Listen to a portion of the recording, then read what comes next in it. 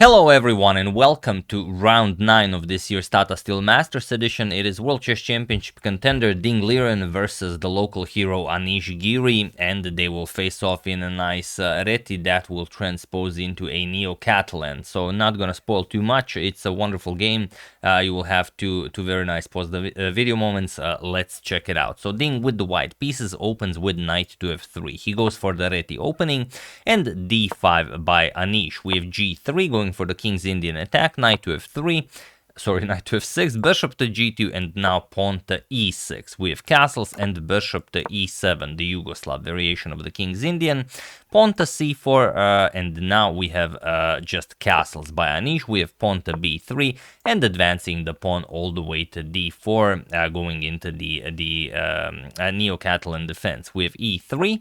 And now pawn to c5, grabbing hold of the center. We have knight to e5, a standard move you will see in a Catalan, occupying the e5 square with the knight, grabbing hold of this beautiful diagonal with the bishop, and now queen to c7. Getting the queen to a nice square, attacking the knight on e5, f4, Ding defends the knight, and now knight b to d7. Anish again puts pressure on the knight, and now just knight to d3, avoiding the trade and keeping the tension on the board. We have pawn to e5 by Anish, and now knight to a3, going for that b5 square to chase away the queen. So a6 by Ding, we have bishop to b2, and now bishop to d6, adding another defender to e5. And there is a game where knight to c2 was played, but here we have g4 by Ding, and it is now as of move 13 that we have a completely new game. So is this something that Ding came up with over the board, or maybe is this part of the World Chess Championship preparation? It's hard to say, but it is very unlikely that he would, waste his preparation on a tournament before playing the World Chess Championship match.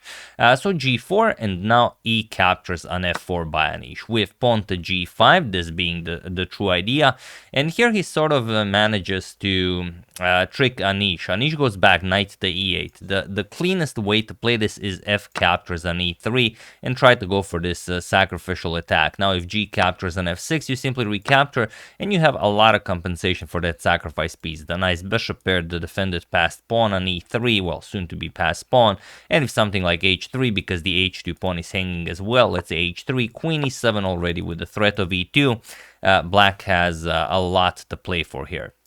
But okay, Ding scared him a little bit here with pawn to g5. Anish goes back, knight to e8, and now knight captures on f4, nicely recapturing. Here we have d captures on e3, d captures, and now bishop to e5.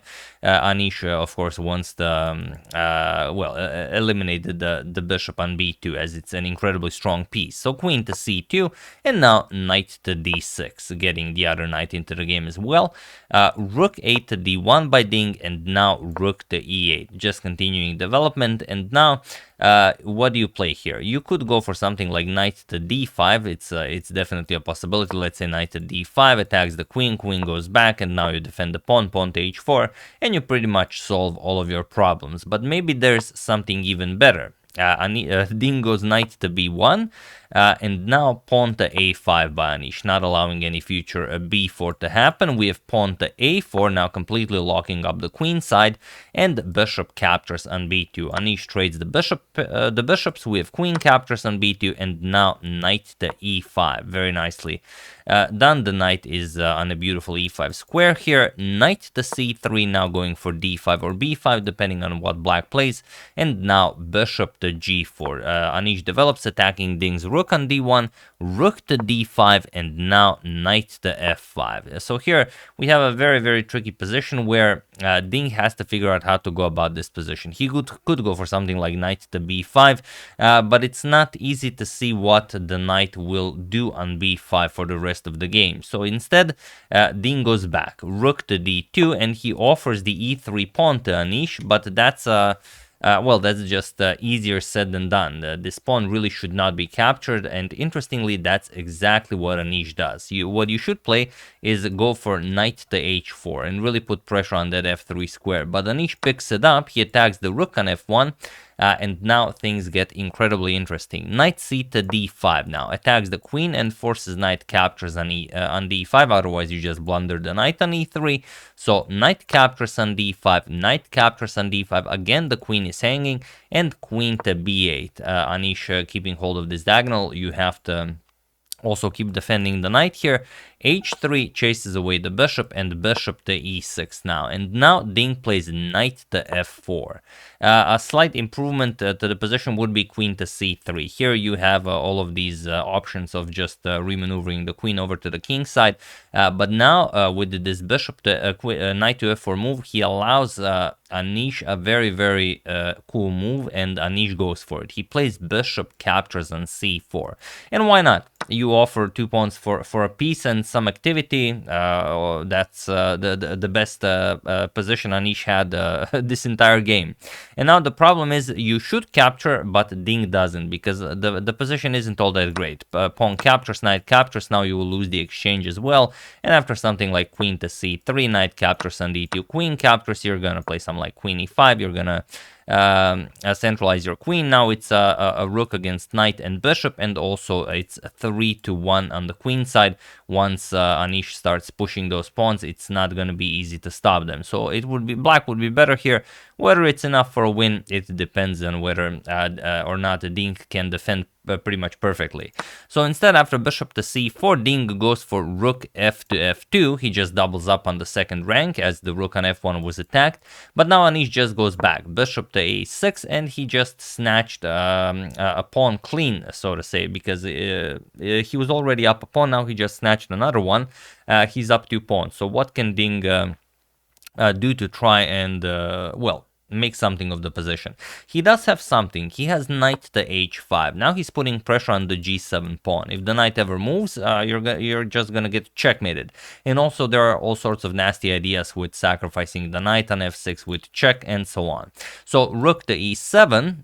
We have rook to d5 now, attacking, putting more pressure on the knight on e5, also attacking the c5 pawn here, and queen to c7 by Anish, preparing to bring the other rook to help out with the defense and the attack. And now Ding plays rook to f5, and this is where Ding really shows that he is not fully immersed in the game. It was still possible to maybe play it with a move like queen to c3. This puts pressure on the c5 pawn, and once you defend it, now you go for this knight to f6 check. And now the problem is, if you capture, then you open up the g file for the queen, and that's not going to be great. But if you play king to h8, black will still always have the upper hand. Point being that now after rook captures on e5, or let's say rook captures on e5, bishop captures on a8, g captures on f6, g captures on f6, it seems like white has a fierce attack and black will not be able to defend, but it's actually the other way around. Let's say rook to g5 with check, and you no longer have to worry about anything. If king to h1, just rook g3 attacks the queen, threatens rook captures on h3. Black's attack is just much faster, and this f6 pawn, you know, instead of helping white's attack, it's actually defending the black king. So here black would be completely winning. While queen to c3 might not be losing for white right away, it is white's best chance of saving the game. However, after rook to f5, a move that doesn't really do all that much, Anish just brings another piece into the game, and of course with not with tempo, but sort of with a tempo block, because now the knight is sufficiently defended and he brought his last piece into the game. Now Ding does play queen to c3, but now it's different. Pawn to b6, and now knight to f6 check. Now the difference is not only should you capture the knight, that is the only thing black can do. So g captures on f6, g captures on f6, and now there is only one way to win the game for Anish, but feel free to pause the video and try to figure it out while I give you a couple of seconds.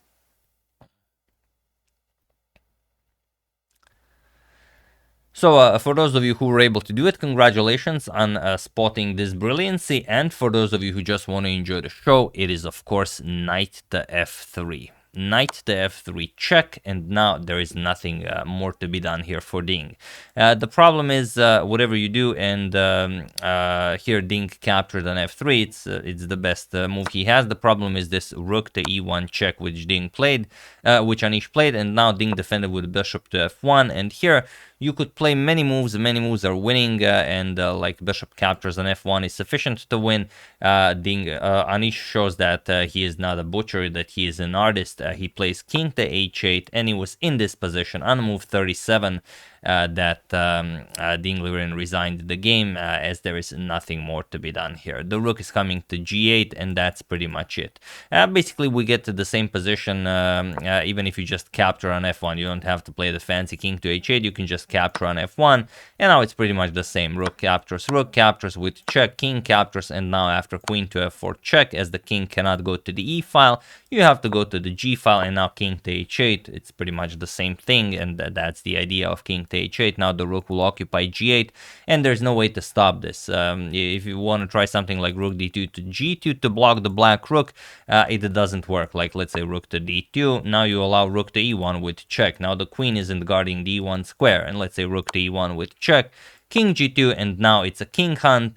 Basically, white will have to give up a lot of material to survive this. Let's say king f3, rook to f1 check, king to e2, queen to g2 check, king d3, rook to f3 check. Now let's say king e4, trying to trick black into capturing the queen, then white captures the queen as well, but it's just rook to f2, a nice discovered check, blocking the rook's attack to the queen, king to d3, and now queen captures on h3 with check. That's pretty much it.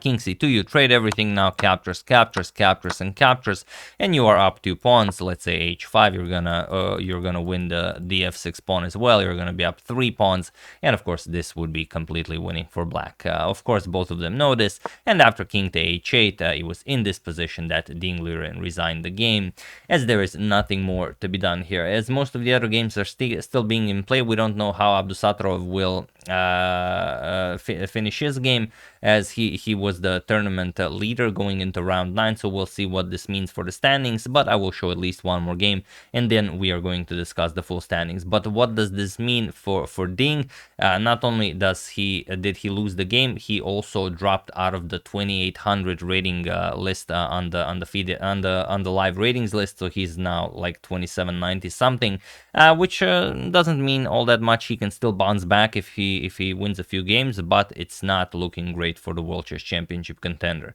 And what a tournament for Anish! Not only beating Magnus Carlsen, the world champion, but also crushing Ding Liren like this with the black pieces, the World Chess Championship contender. If Nepo was in this tournament and Anish defeated him, they would just have to give up the classical title to Anish. There would be no other way to resolve the matter.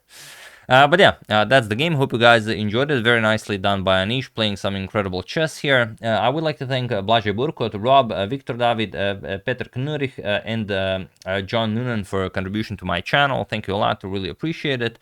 As usual, you can check 2 of my previous videos here. Thank you all for watching, and I will see you soon, continuing the coverage of the Tata Steel Masters and Challengers until it finishes. So thank you all. I will see you soon, and have an excellent rest of your day.